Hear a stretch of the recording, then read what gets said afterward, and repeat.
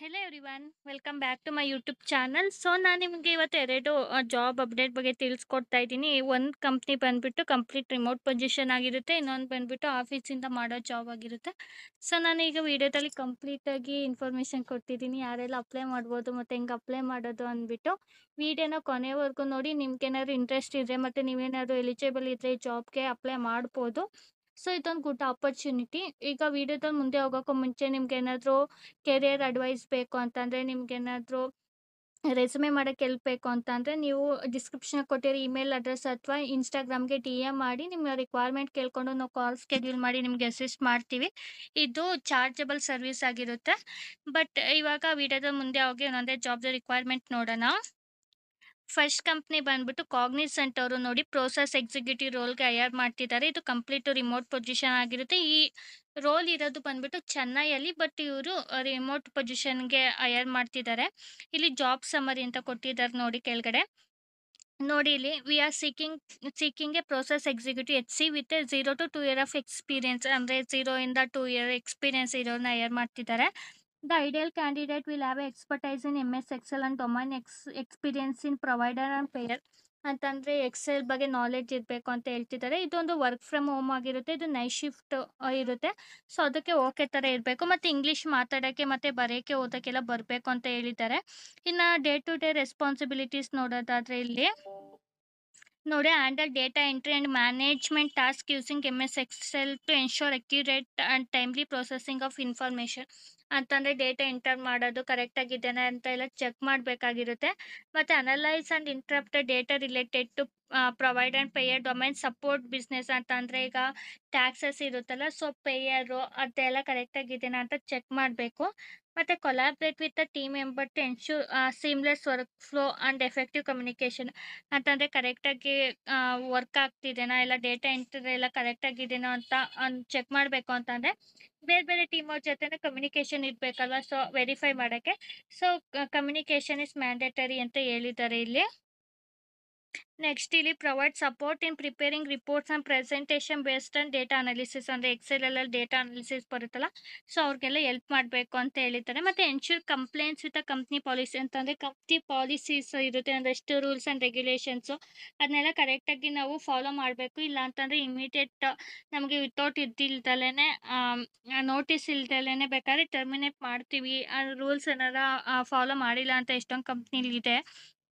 ಮತ್ತು ಇಲ್ಲಿ assist in resolving a disciplinaries and issue related to data processing. ಅಂತಂದರೆ data ಏನಾದರೂ ಮಿಸ್ ಆಗಿ ಎಂಟರ್ ಮಾಡಿದ್ರೆ ಮತ್ತು ಕರೆಕ್ಟಾಗಿ ಎಂಟರ್ ಮಾಡಿಲ್ಲ ಅಂತ ಅಂದರೆ ಅದನ್ನೆಲ್ಲ ನಾವು ಕರೆಕ್ಟಾಗಿ ಚೆಕ್ ಮಾಡಬೇಕು ಅಂತ ಹೇಳಿದ್ದಾರೆ. ಮತ್ತು ಇಲ್ಲಿ ಮೇಂಟೈನ್ ಸೆನ್ಸಿಟಿವ್ ಇನ್ಫಾರ್ಮೇಷನ್ ಇರುತ್ತೆ, ಅದನ್ನೆಲ್ಲ ಕರೆಕ್ಟಾಗಿ ಅಪ್ಡೇಟ್ ಮಾಡಬೇಕು ಮತ್ತು ಯಾರಿಗೂ ಹೇಳ್ಬಾರ್ದು.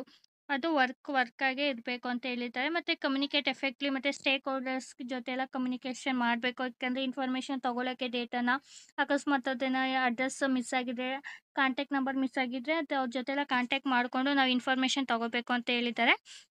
ಮತ್ತು ಇಲ್ಲಿ monitor and track progress of assign task to ensure timely completion, ಅಂದರೆ ಕಂಪ್ಲೀಟ್ ಆಗಿದೆ ವರ್ಕು ಅಂತೆಲ್ಲ ಚೆಕ್ ಮಾಡೋಕ್ಕೆ ಮಾಡಬೇಕು ಅಂತ ಹೇಳಿದ್ದಾರೆ. ಮತ್ತು ಇಲ್ಲಿ ಎನ್ಹಾನ್ಸ್ ಎಫಿಷಿಯನ್ಸಿ ಇನ್ ಪ್ರೊಡಕ್ಟಿವಿಟಿ ಅಂತಂದರೆ ಕಂಟಿನ್ಯೂಸ್ ಇಂಪ್ರೂವ್ಮೆಂಟ್ ಇರಬೇಕು. ಮತ್ತು support other team members need achieve all the team goals, ಅಂದರೆ ಬೇರೆ ಬೇರೆ ಟೀಮ್ ಜೊತೆನೂ ಕಮ್ಯುನಿಕೇಷನ್ ಇರಬೇಕು ಅಂತ ಹೇಳಿದ್ದಾರೆ. ಇನ್ನು ಏನು ಕ್ವಾಲಿಫಿಕೇಷನ್ ನೋಡ್ತಿದ್ದಾರೆ ನೋಡೋದಾದರೆ, must have experience in M S Excel for data analysis entry ಅಂತ ಹೇಳಿದ್ದಾರೆ.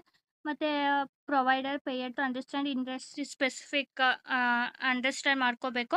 ಮತ್ತು must be proficient in English ಮಾತಾಡೋಕ್ಕೆ ಬರೆಯೋಕ್ಕೆ ಬರಬೇಕು.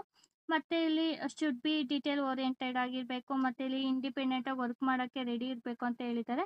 ಸೊ ಎಮ್ ಎಸ್ ಎಕ್ಸೆಲಲ್ಲಿ ಸರ್ಟಿಫಿಕೇಷನ್ ಇದ್ದರೆ ಬೆನಿಫಿಟೆಡ್, ನಾಟ್ ಮ್ಯಾಂಡೇಟರಿ ಅಂತ ಹೇಳಿದ್ದಾರೆ. ಈಗ ಈ ಜಾಬ್ಗೆ ಹೆಂಗೆ ಅಪ್ಲೈ, ಇವಾಗ ಕಾಗ್ನಿಸೆಂಟ್ ಜಾಬ್ಗೆ ಹೆಂಗೆ ಅಪ್ಲೈ ಮಾಡೋದು ಅಂತ ಅಂದರೆ, ಗೂಗಲ್ಗೆ ಹೋಗಿ ಗೂಗಲಲ್ಲಿ ಕಾಗ್ನಿಸೆಂಟ್ ಅಂತ ಜಸ್ಟ್ ಟೈಪ್ ಮಾಡಿ ಸಾಕು.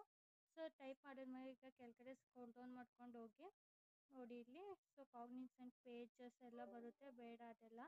ಸೊ ಕೆಳಗಡೆ ಹಂಗೆ ಸ್ಕ್ರೋಲ್ ಡೌನ್ ಮಾಡ್ಕೊಂಡು ಹೋಗಿ ಲಿಂಕ್ಡ್ಇನ್ ಜಾಬ್ಸ್ ಅಂತ ಇದೆ ನೋಡಿ, ಕಾಗ್ನಿಸೆಂಟ್ ಜಾಬ್ಸ್ ಮೇಲೆ ಕ್ಲಿಕ್ ಮಾಡೋಣ. ಸೊ ಅದು ಅಫಿಷಿಯಲ್ ವೆಬ್ಸೈಟ್ ಓಪನ್ ಆಗುತ್ತೆ. ಇದು ಲಿಂಕ್ಡ್ಇನಲ್ಲಿ ಇಲ್ಲಿ ಜಾಬ್ಸ್ ಮೇಲೆ ಆಲ್ರೆಡಿ ಸೆಲೆಕ್ಟ್ ಆಗಿದೆ. ನಮಗೆ ಇದು ಪ್ರೋಸೆಸ್ ಎಕ್ಸಿಕ್ಯೂಟಿವ್ ಚೆನ್ನೈ ನೋಡಿ, ರಿಮೋಟು ಈ ರೋಲ್ಗೆ ಅಲ್ವಾ. ಸೊ ಇದ್ರ ಮೇಲೆ ಕ್ಲಿಕ್ ಮಾಡಿಬಿಟ್ಟು ಇಲ್ಲಿ ಅಪ್ಲೈ ಅಂತ ಕೊಡೋಣ. ಇಲ್ಲಿ ಅಪ್ಲೈ ಕೊಟ್ಟಾದ್ಮೇಲೆ ಇಲ್ಲಿ ಅಪ್ಲೈ ನೌ ಅಂತ ಕೊಡೋಣ. ಸೊ ಅದೇ ಓಪನ್ ಆಗಿರುತ್ತೆ, ಬೇಕಾದ್ರೆ ನಿಮಗೆ ಇಂಟ್ರೆಸ್ಟ್ ಇದೆ ನೋಡ್ಕೊಳ್ಳಿ. ಇದು ಐ ಕನ್ಸೆಂಟ್ ಅಂತ ಕೊಟ್ಬಿಟ್ಟು ಅಪ್ಲಿಕೇಶನ್ನ ಸ್ಟಾರ್ಟ್ ಮಾಡಬೇಕು. ನಿಮ್ದು ಆಲ್ರೆಡಿ ಯೂಸರ್ ನೇಮ್ ಇದ್ದರೆ ಇಲ್ಲಿ ನಿಮ್ದು ಯೂಸರ್ ನೇಮ್ ಪಾಸ್ವರ್ಡ್ ಕೊಟ್ಟು ಲಾಗಿನ್ ಆಗಿ, ಇಫ್ ನಾಟ್ ನಿಮಗೇನೋ ಪಾಸ್ವರ್ಡ್ ಮರ್ತೋಗಿದ್ರೆ ಯೂಸರ್ ನೇಮ್ ಮರ್ತೋಗಿದ್ರೆ ಬೇಕಾದರೆ ಹಾಕ್ಬಿಟ್ಟು ಆಗ್ಬೋದು. ನೀವು ಯೂಸರ್ ಆಗಿದ್ದರೆ ಅಕೌಂಟ್ ಕ್ರಿಯೇಟ್ ಮಾಡಬೇಕಾಗಿರುತ್ತೆ. ಇಲ್ಲಿ ನೋಡಿ ಯೂಸರ್ ನೇಮು, ಪಾಸ್ವರ್ಡು ಮತ್ತು ಇಮೇಲ್ ಅಡ್ರೆಸ್ ಎಲ್ಲ ಕೊಟ್ಬಿಟ್ಟು ರಿಜಿಸ್ಟರ್ ಆಗಬೇಕು. ಸೊ ರಿಜಿಸ್ಟರ್ ಆದಮೇಲೆ ನಮ್ಮದು ಅಪ್ಲಿಕೇಶನ್ನ ಮಾಮೂಲಿ ನಾ ಆಲ್ರೆಡಿ ತೋರಿಸಿದಂಗೆ ನಮ್ಮದು ನೇಮ್ಗಳಾಗಲಿ ಮತ್ತು ನಮ್ಮದು ರೆಸ್ಯೂಮೆ ಅಟ್ಯಾಚ್ ಮಾಡೋದಾಗಿರುತ್ತೆ. ಸೊ ಅದನ್ನ ನೋಡ್ಕೊಂಡು ಅಪ್ಲೈ ಮಾಡಿ, ನಿಮ್ಮದೇನೋ ಶಾರ್ಟ್ ಲಿಸ್ಟ್ ಆದರೆ ರೆಸ್ಯೂಮೆ ನಿಮಗೆ ಕಾಲ್ ಬರುತ್ತೆ. ಅಂತಂದರೆ ನಮ್ಮದು ಸ್ಕಿಲ್ಸ್ ಮ್ಯಾಚ್ ಆಗಬೇಕು ರಿಕ್ವೈರ್ಮೆಂಟ್ ಜೊತೆ, ಅವಾಗಷ್ಟೇ ಕಾಲ್ ಬರೋದು. ಸುಮ್ಮನೆ ಅಪ್ಲೈ ಮಾಡಿದವ್ರಿಗೆಲ್ಲ ಜಾಬ್ ಆಗುತ್ತೆ ಅಂತ ನಾನು ಯಾವ ವಿಡಿಯೋದಲ್ಲಿ ಹೇಳಿಲ್ಲ. ಸೊ ಅದಕ್ಕೆ ರೆಸ್ಯೂಮೆನ ಅಪ್ಡೇಟ್ ಮಾಡ್ಕೊಂಡು ಅಪ್ಲೈ ಮಾಡಿ. ಇದು ಫ್ರೆಷರ್ಸ್ಗೆ ಅಂತ ಕೇಳಿರೋದ್ರಿಂದ ನಾನು ಅಪ್ಡೇಟ್ ಮಾಡ್ತಾಯಿದ್ದೀನಿ. ಜಸ್ಟ್ ನಾನು ಅಪ್ಲೈ ಮಾಡಿ ಈ ಥರ ಓಪನಿಂಗ್ ಇದೆ ಅಂತ ಹೇಳ್ಬೋದು, ಬಟ್ ಜಾಬ್ ತಗೊಳ್ಳೋದೆಲ್ಲ ನಿಮ್ಮ ಮೇಲೆ ಡಿಪೆಂಡ್ ಆಗಿರುತ್ತೆ. ಸೊ ನಿಮ್ಮ ಸ್ಕಿಲ್ಸ್ನ ಅಪ್ಡೇಟ್ ಮಾಡ್ಕೊಂಡು ಇವಾಗ ಇಂಡಸ್ಟ್ರಿ ತಕ್ಕನಾಗಿ ಮತ್ತು ನಿಮ್ಮ ರೆಸ್ಯೂಮ್ನ ಅಪ್ಡೇಟ್ ಮಾಡ್ಕೊಂಡು ಅಪ್ಲೈ ಮಾಡಿ. ಇವಾಗ ನೆಕ್ಸ್ಟು ಯಾವ ಜಾಬ್ ನೋಡೋಣ. ಈ ಸೆಕೆಂಡ್ ಜಾಬ್ ಬಂದುಬಿಟ್ಟು TCS ಕಡೆಯಿಂದ ನೋಡಿ, ಇವರು HR ಪ್ರೊಫೆಷನು TCS ಅವರು. ಸೊ ಅವರು ಪೋಸ್ಟ್ ಮಾಡ್ಕೊಂಡಿದ್ದಾರೆ ನೋಡಿ, direct walk in drive TCS ಇದೆ ಬ್ಯಾಂಗ್ಳೂರಲ್ಲಿ, ನಾಳೆನೇ 12th ಮೇಗಿದೆ. ಸೊ ಇಲ್ಲಿ ಯಾವ ಥರ ಕ್ಯಾಂಡಿಡೇಟ್ನ ಹುಡುಕ್ತಾ ಇದ್ದಾರೆ ಅಂತಂದರೆ, we are thrilled to announce incredible opportunity for fresh graduate ಅಂತೆ. ಸೊ ಯಾರ್ಯಾರು ಫ್ರೆಷರ್ಸ್ ಆಗಿದ್ದೀರಾ ಅವ್ರು ಅಪ್ಲೈ ಮಾಡ್ಬೋದು. ಇದು ಬಿಸ್ನೆಸ್ ಪ್ರೋಸೆಸ್ ಸರ್ವಿಸ್ ರೋಲ್ಗೆ ಹೈಯರ್ ಮಾಡ್ತಿರೋದು.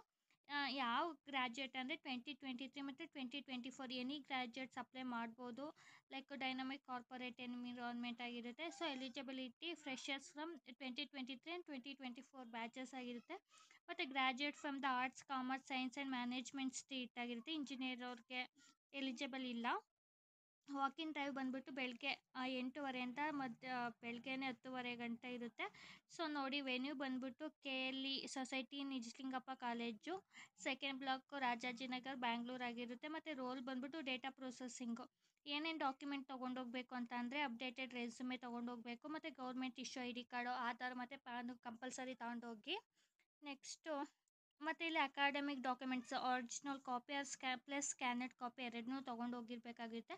So login to TCS next portal, ಅಥವಾ ಇಲ್ಲಿ BPO ಕ್ಯಾರೆಕ್ಟರ್ಗೆ ನೋಡಿ, ಇಲ್ಲಿ ಕೆಳಗಡೆ ಲಿಂಕ್ ಕೂಡ ಕೊಟ್ಟಿದ್ದಾರೆ. ಸೊ ಇದರಲ್ಲೇ ಡೈರೆಕ್ಟ್ ರಿಜಿಸ್ಟರ್ ಆಗ್ಬೋದು. ಸ್ವಲ್ಪ ಸ್ಟೆಪ್ ನೋಡೋಣ. Register under the BPS category ಅಂತೆ. Click on register now, select BPS as the category, complete registration and generate your DT reference ID. Submit your application form, log in with your reference ID, click on application received, verify application status, go track your application, ensure status was application received ಅಂತ ಇರಬೇಕು. ಅವಾಗಷ್ಟೇ ನಮಗೆ interview ಕಾಲ್ಗೆ ಹೋದಾಗ interview ತೊಗೊಳ್ಳೋದು. So link ಕೂಡ ಕೊಟ್ಟಿರ್ತೀನಿ, ಬೇಕಾದರೆ ನೀವು interest ಇದ್ದರೆ ನೋಡಿಕೊಂಡು ರಿಜಿಸ್ಟರ್ ಆಗಿ ನಾಳೆ ಅಟೆಂಡ್ ಮಾಡಿ. ಇಲ್ಲಿ ನೋಡಿ, ಅವ್ರು ಹೇಳ್ದಂಗೆ ಇಲ್ಲಿ ರಿಜಿಸ್ಟರ್ ನೋವು ಅಂತ ಹೇಳಿದ್ದೆಲ್ಲ ಫಸ್ಟ್ ಸ್ಟೆಪ್ ತೋರಿಸ್ಬಿಡ್ತೀನಿ. ಅದರಲ್ಲಿ ನಾವು BPS ಈ ಕ್ಯಾಟಗರಿ ಮೇಲೆ ಕ್ಲಿಕ್ ಮಾಡಬೇಕು. ಸೊ ಆವಾಗ ನಮ್ಮದು ಇಲ್ಲಿ ಇಮೇಲ್ ಅಡ್ರೆಸ್ ಬರುತ್ತೆ. ನಾವು ವೆರಿಫೈ ಇಮೇಲ್ ಎಲ್ಲ ಮಾಡಿ, ಇದು ಅಪ್ಲಿಕೇಶನ್ನು ಒಂದು 15-20 ಮಿನಿಟ್ಸ್ ಹಿಡಿಯುತ್ತೆ. ಸೊ ಎಲ್ಲ ಅಪ್ಲಿಕೇಶನ್ನ ಅಪ್ಡೇಟ್ ಮಾಡಿಬಿಟ್ಟು ಅಪ್ಲೈ ಮಾಡಿ. ಸೊ ಇಂಟ್ರೆಸ್ಟ್ ಇರೋರು ನಾಳೆ ಹೋಗಿ ಇಂಟರ್ವ್ಯೂನೂ ಕೂಡ ಕೊಡಿ. ಯಾಕೆಂದರೆ ವಾಕಿನಲ್ಲಿ ತುಂಬ ಚಾನ್ಸಸ್ ಇದೆ ಸೆಲೆಕ್ಟ್ ಆಗೋದು. ಸೊ ಎಲ್ರಿಗೂ ಆಲ್ ದ ಬೆಸ್ಟ್. ಮತ್ತು ಇಂಟ್ರೆಸ್ಟ್ ಇರೋರಿಗೆ, ನೀಡಿರೋರಿಗೂ ಶೇರ್ ಮಾಡಿ. ಮುಂದಿನ ವೀಡಿಯೋದಲ್ಲಿ ಮತ್ತೆ ಜಾಬ್ ಅಪ್ಡೇಟ್ ಒಂದಿಗೆ ಸಿಗೋಣ. ಅಲ್ಲಿವರೆಗೂ have a nice day. Bye. Thank you.